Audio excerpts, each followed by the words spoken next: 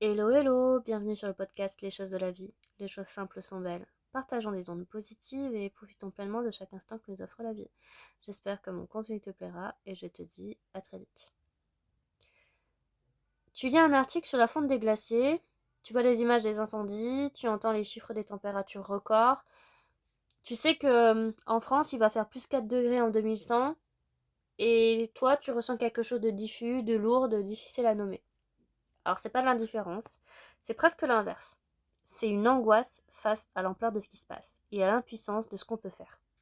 C'est ce que l'on appelle l'éco-anxiété. Et elle touche de plus en plus de personnes, en particulier les jeunes générations. Elle a été reconnue par l'American Psychological Association dès 2017 comme un phénomène psychologique réel et documenté.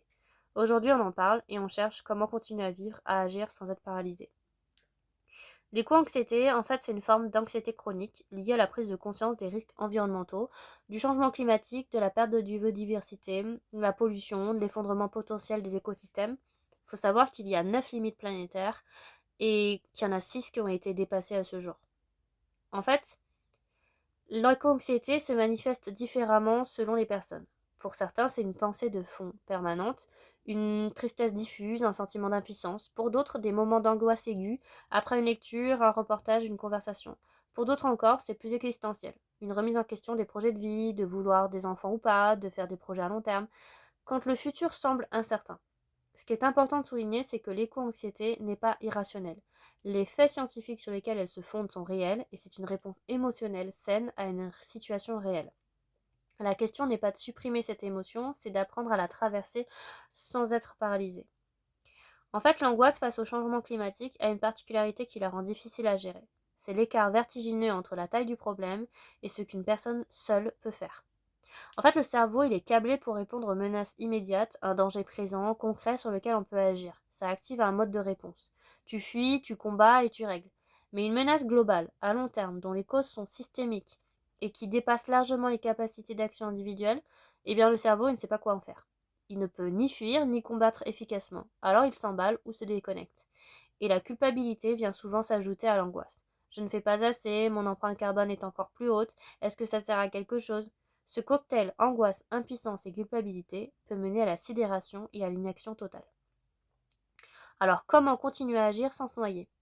Première chose, c'est valider l'émotion sans la laisser gouverner. L'éco-anxiété mérite d'être reconnue, pas minimisée, pas moquée, pas noyée sous un optimisme de façade, c'est une réponse émotionnelle légitime. Mais ressentir l'angoisse n'oblige pas à la subir passivement, on peut la reconnaître. Alors oui, c'est réel et ça me touche, et choisir ensuite ce que l'on en fait. Ensuite, il faut recentrer son cercle d'influence. Le philosophe stoïcien Épictète avait une idée simple. Concentre-toi sur ce qui dépend de toi, pas sur ce qui ne dépend pas de toi. Tu ne peux pas résoudre seul le changement climatique, mais tu peux choisir ce que tu manges, comment tu te déplaces, ce que tu consommes, comment tu votes, avec qui tu parles, ce que tu soutiens. Et ces actions individuelles ne sauvent pas la planète à elles seules, mais elles ont deux effets réels. Elles réduisent la culpabilité et elles donnent un sentiment d'agentivité, d'être acteur plutôt que spectateur, et ce sentiment est protecteur. Ensuite, il faut trouver une communauté d'action. L'éco-anxiété est plus lourde dans la solitude, elle est plus légère dans l'action collective. Rejoindre une association, un groupe local, un collectif, même petit, transforme l'angoisse solitaire en énergie partagée. Et agir ensemble change quelque chose de fondamental, on n'est plus seul face à l'immensité du problème. Dans le cadre de mes missions, par exemple, on a pu évoquer le Shift Project, on a pu évoquer Banlieue Climat, on a pu évoquer tout un tas d'associations qui, justement, luttent et vulgarisent ce qu'est le changement climatique. Une autre chose, c'est de doser son exposition à l'information. En fait, s'informer, c'est important, se submerger d'informations anxiogènes en boucle, non. Donc les médias, les réseaux, les articles alarmistes en rafale, ils amplifient l'angoisse sans nécessairement alimenter l'action. Donc choisir ses sources, limiter le temps d'information sur ces sujets, alterner entre les mauvaises nouvelles et les initiatives positives, les solutions, les progrès, les communautés qui agissent. En fait, il y a de l'espoir dans le monde. Il est juste moins spectaculaire, donc moins visible. Ensuite, il faut prendre soin de sa relation à la nature. En fait, il y a des études qui montrent que le contact avec la nature, même humaine, réduit l'éco-anxiété. Pas en niant les problèmes, mais en rappelant pourquoi ça compte et pourquoi on lutte. Tu peux aller dans un parc, te promener, mettre des plantes sur ton balcon, euh, regarder le ciel. En fait, avoir un contact permet de s'ancrer dans quelque chose de vivant, de présent et qui mérite d'être protégé. Alors, comment réussir à tenir dans la durée? C'est que l'engagement face au changement climatique, c'est un marathon, pas un sprint. Et les marathoniens savent qu'on ne peut pas courir à fond tout le temps. Se permettre des pauses, des moments sans penser à ça, de la joie, du plaisir, de la légèreté sans culpabilité. C'est pas de la désertion, c'est de la condition pour tenir. Ceux qui s'épuisent, se culpabilisent, se noient dans l'angoisse, finissent par abandonner.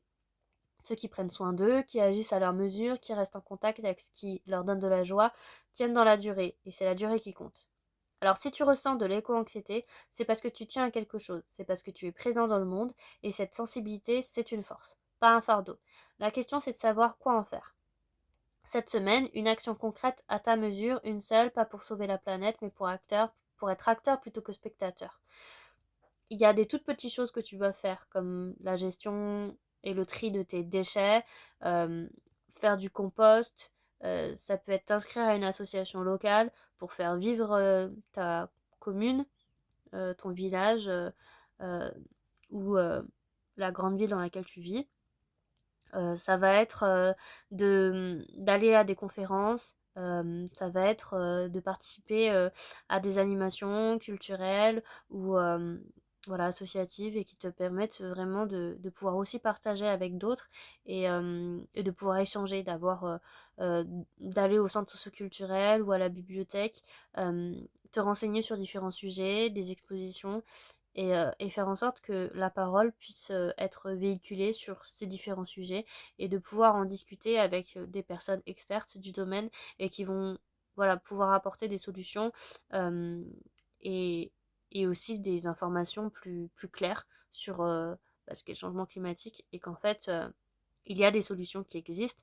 Moi-même, je travaille dans ce domaine, justement, on travaille sur les stratégies territoriales, on travaille sur l'adaptation au changement climatique, on travaille sur des scénarios pour adapter les territoires au climat de demain.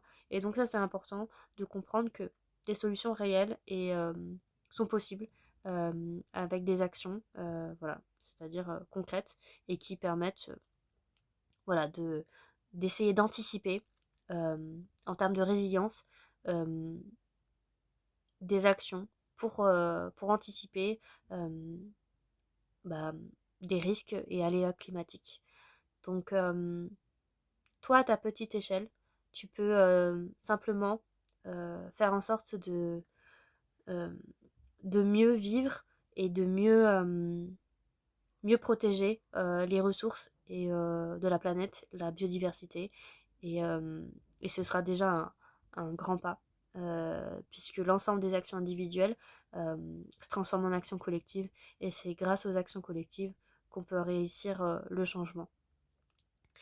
Merci de m'avoir écouté. Je te dis à bientôt dans un autre épisode de podcast. Et en attendant, prends bien soin de toi et de la planète.